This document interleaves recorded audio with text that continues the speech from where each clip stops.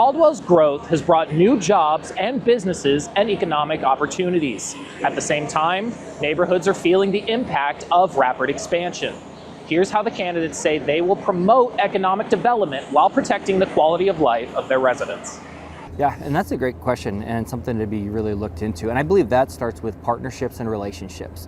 Both the Home Depot and the Fred Meyer really began with the relationships that I was able to cultivate along with our economic development director and other staff here at the city with those entities. You know, going out and meeting with Home Depot, meeting with Fred Meyer, talking with them, utilizing my experience as a planner to be able to sit down and we could talk about city code, we could talk about building code and those things. And they love that because they've never had that opportunity with any other mayors that they've dealt with.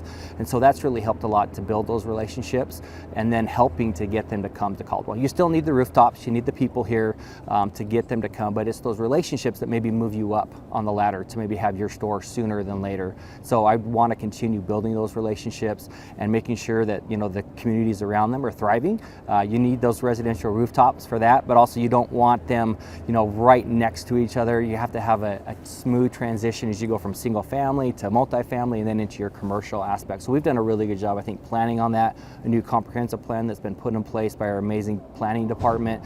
And so we've done a great job of planning and preparing for those opportunities. All right, while on council, I had the fortunate assignment of working with a team of individuals throughout our community on our plan as to how our city should grow, right?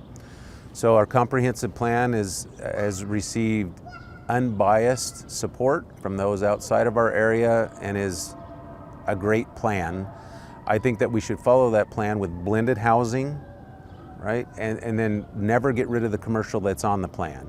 There's only so much space that we can have within the city. Commercial, like we've talked about before, helps support the services that we need in our city. And it's crucial that we follow that plan, especially when it comes to commercial. In addition to that, I believe that, well, let's talk about blended housing again, that we have all aspects of life in Caldwell. We're an industrial and farm community. Our low income as well as our high income live here. I would support all three. And of course, it's our higher income housing that often helps out our nonprofit organizations, right? They're usually the ones with the income where they can support those organizations, but we also need to consider housing for our low income, which often are the people working in our fields and in our industrial area. Once again, if we have areas that are already developed with roads, sewer, water, and all the services, but they're just sitting there unfinished. On the boulevard, there's 43rd Avenue. Down by Sonic, there's multiple spots. Out by Valley View High, there's multiple areas in the city that have commercial, that the services are there, but we're not building on them. So I don't see the need to continue expanding out into other areas. Now, with an example like Home Depot or D&B, we can't put a Home Depot or D&B on those particular areas, but what other services can we put? And that's where I want to use our economic development to focus on those areas, get those infilled first, and then we can reevaluate later and expand, into areas that we need to.